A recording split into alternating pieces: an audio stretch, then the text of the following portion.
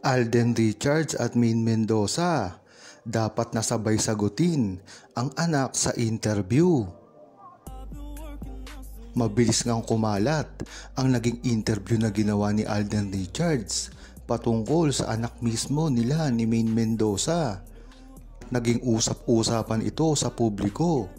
Ngunit marami din ang nakapansin na hindi mismo nagtutugma ang kanilang pahayag patungkol sa isyu na ito.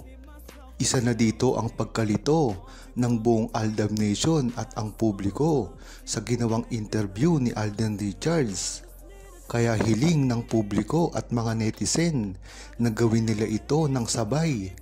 Nang sa gayon ay magkaalaman na talaga kung sino ang nagsasabi ng totoo.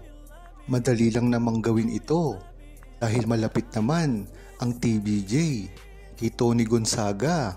Dapat ay magsagawa ng interview magkasama ang dalawa dahil yun lamang ang paraan para malinaw, maayos ni Maine Mendoza at Alden Richards ang mga ipinupukol na issue sa kanila. Dahil kung hindi nila ito gagawin ay maaari pa itong lumaki at maraming mag-take advantage sa kanila, lalong-lalo na kay Alden Richards. Kaya nga naisipan niya na magsalita na sa publiko. Ang makakawawa lang rin dito ay si Maine Mendoza na mas pinili na hindi muna magsalita.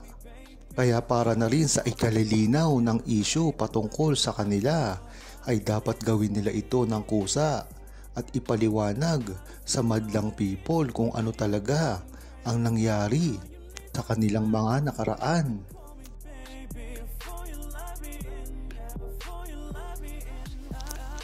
Huwag kalimutang mag-subscribe, comment at i-like ang video na ito. Thanks for watching! You need some time before you can call me baby.